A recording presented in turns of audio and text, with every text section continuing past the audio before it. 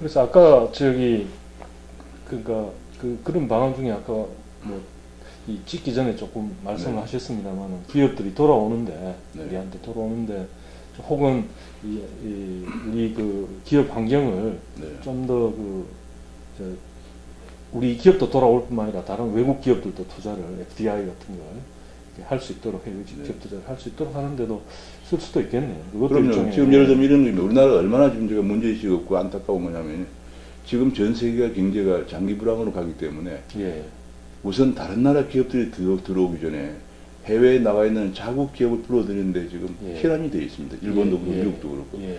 파격적인 대우를 해주면서 하고 있는데 우리나라가 금년 2013년 예산에 우리나라 기업들 아까 얘기한 52,000개가 나가 있는데 유턴하는데 배정된 예산이 258억밖에 안 됩니다. 1,000억도 안 돼. 1조도 아니에요.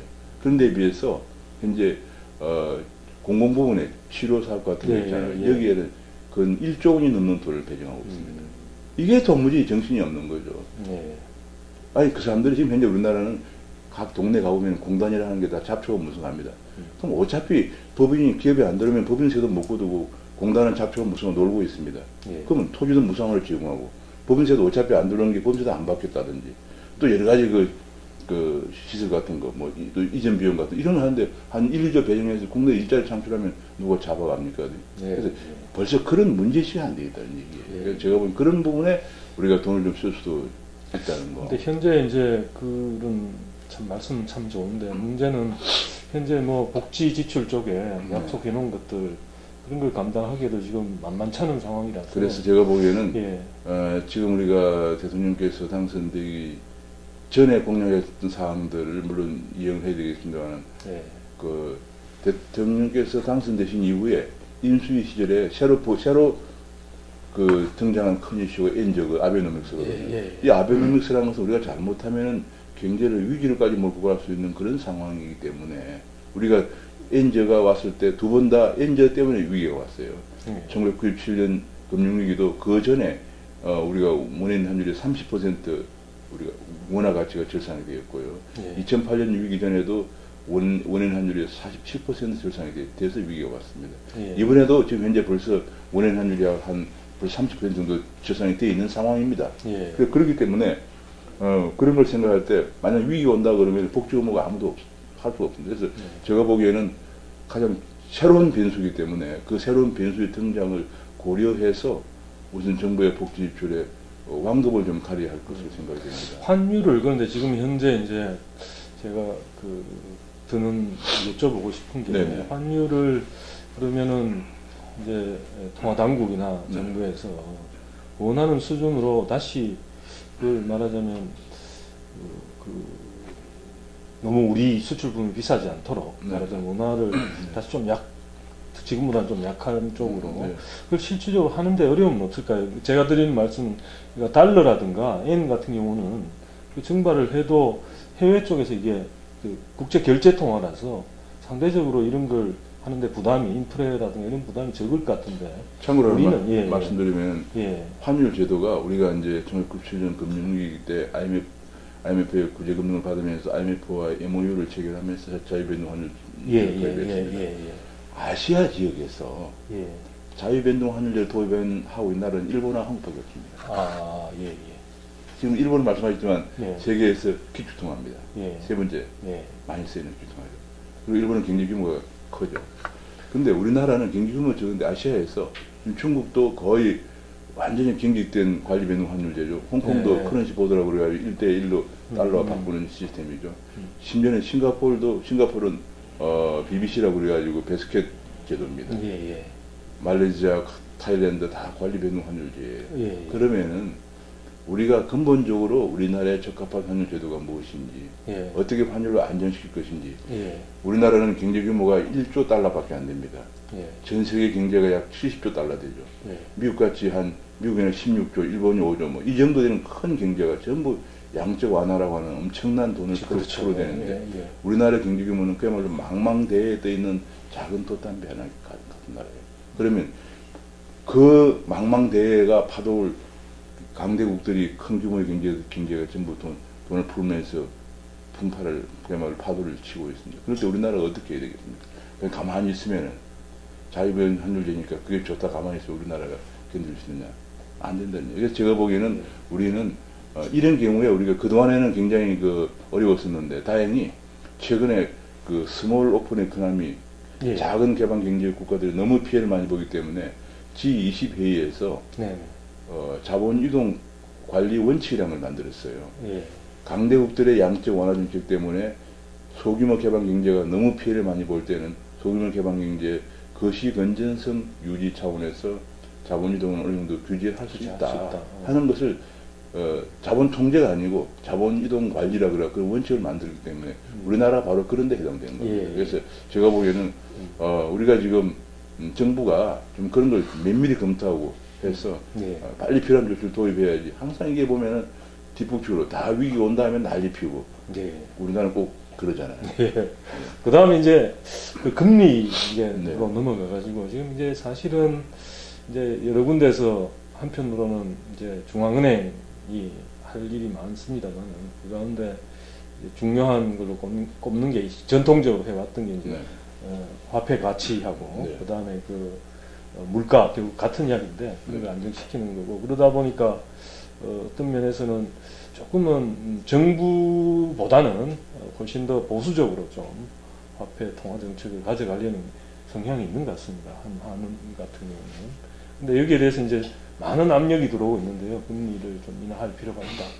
근데 참 그 교수님은 좀 독특한 포지션을 전번에 그 하는 독립성도 지켜야 되고 그와 동시에 또 지금 현재 상황은 또 좀 금리를 좀 낮추는 쪽으로 해서 이 경기를 좀 회복하는데 좀 도움도 줘야 된다는 그런 말씀을 주시죠. 그러니까 이제 그 중앙은행이 금리를 가지고 이제 경기를 조절하는데 이제 우리나라는 두 가지 하나는 금리를 통해서 기업 투자를 일으키는 거고요. 네. 그다음에 금리를 낮춤으로써 원화 가치를 떨어뜨려서 환율을 올리는. 그런데 현재 두 가지가 상당히 어려워요. 왜냐하면 금리를 낮춘다고 해서 기업들의 투자 심리가 워낙 냉각되어 있기 때문에 잘 일어나지 않습니다. 두 번째는 금리를 낮춰도 원화 가치가 올라가지가 않아요. 왜냐하면 미국이나 일본에서 워낙 돈을 많이 벌어서 그것이 들어오기 때문에. 그래서 그런 부분들을 옆에서 투자 환경을 개선해주고, 그 다음에 우리나라 원화 가치가 지나치게 고평가되는 것을 좀 제도적으로 막아줘야 중앙은행 통화정책에 효과가 있다는 걸 하나 먼저 말씀드리고, 이게 통화정책의 효과, 유효성 제고를 위한 환경을 개선해줘야 된다. 두 번째로는 중앙은행이라는 건 이번에 여러 군데서 청와대, 심지어는 정부, 그 다음에 또 국회에서도 또 비중 있는 분들이 얘기했습니다. 그러나 그것은 결과적으로 바람직하지는 않습니다. 왜냐하면 중앙은행이 돈을 찍어내는기 때문에 국가 경제정책, 재정, 환율, 통화에서 유독 통화정책만 독립성을 보장해둔 이유가 돈을 찍어내기 때문에 그렇죠. 그래서 이것이 만약에 정치적으로 잘못 악용되면은 언제든지 정권의 입맛에 맞춰서 돈을 찍어내게 되거든요. 그것 때문에 3대 거시정책 기관 중에서 유독 중앙은행만 독립성을 부여해 둔 건데, 그런 면에서 다소간에 중앙은행이 문제가 있다는 지적이 많습니다만, 그러나 길게 생각할 때 중앙은행의 독립성을 존중해 주는 방향이 중요하고요. 그러나 중앙은행 스스로도 이제 그야말로 그런 질타가 나오지 않도록 중앙은행 스스로도 이제 열심히 정말 경기를 정확하게 전망해서 좀 뒷북치지 말고 좀 선제적으로 통화정책을 해야죠.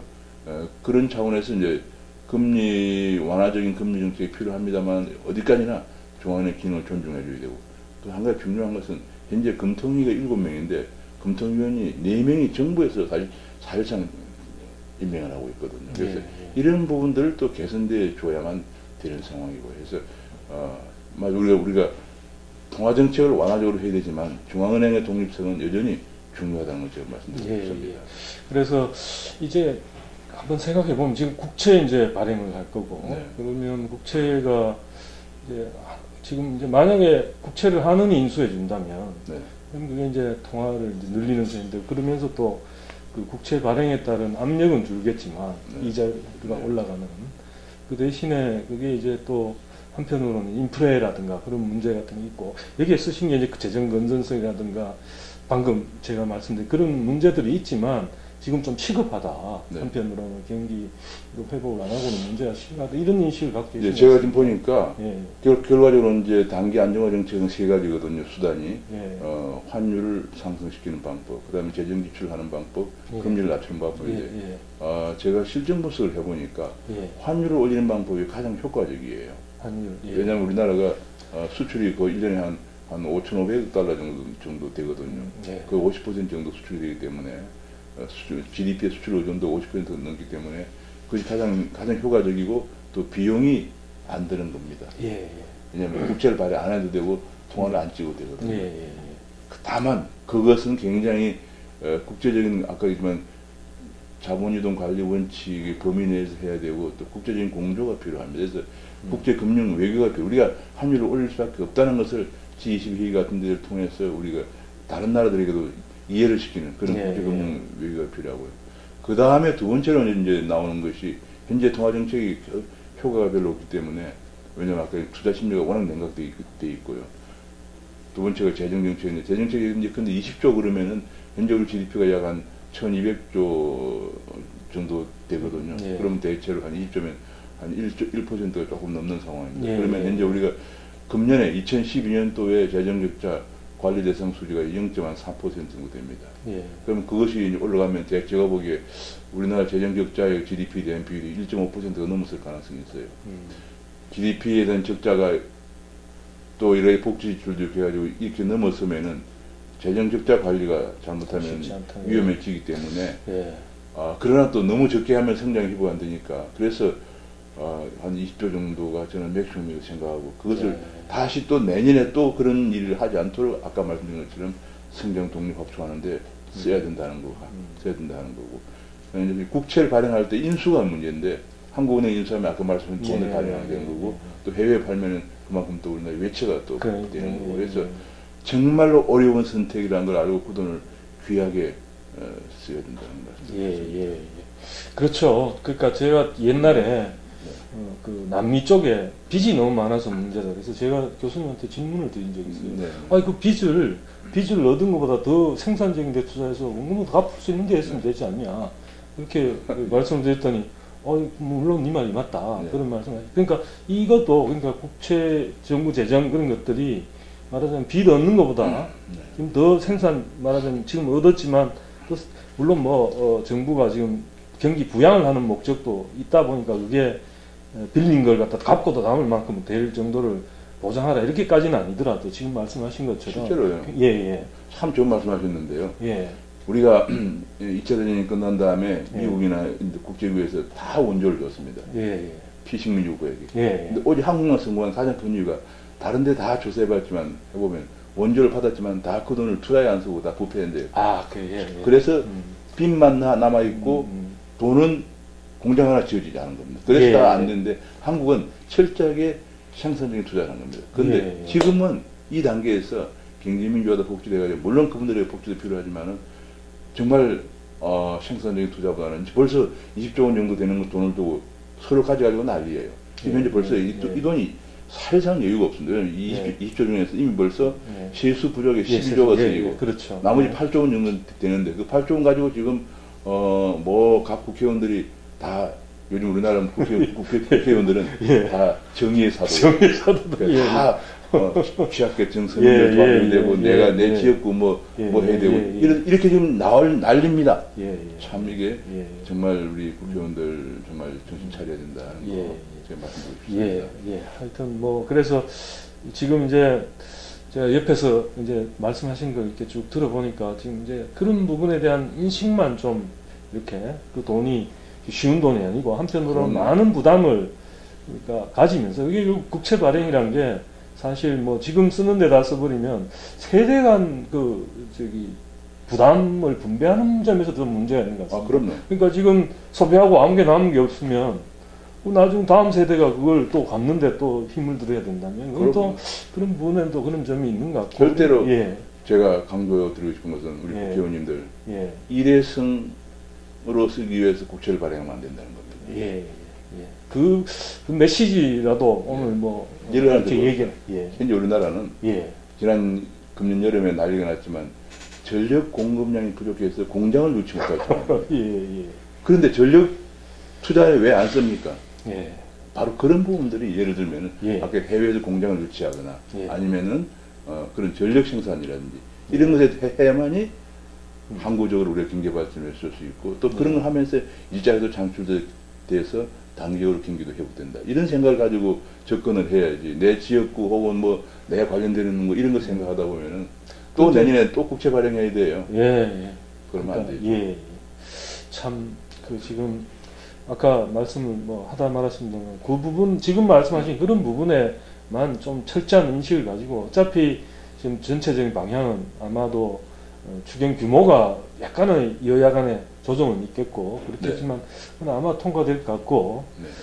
또 금리도 어쨌든 최소한 최소한 더 올리지는 않는 어떤 그런 방향으로 아마 조금씩 내려가는 방향으로 갈 가능성이 있어 보이고 그렇습니다만은 중요한 것은 지금 투 트랙이라고 말씀하셨듯이 경기만 보지 말고 성장 잠재력을 네. 좀 키우는 쪽에 그걸 갖다가 좀 쓰도록 좀 이렇게 긴장하면서 어떤 면에서는 그렇습니다. 그럴 필요가 있다는 말씀이 아마 이 칼럼에서 지금 말씀하시고 싶었던 요지가 아닌가. 네, 그렇습니다. 그렇게 느껴집니다. 네, 예.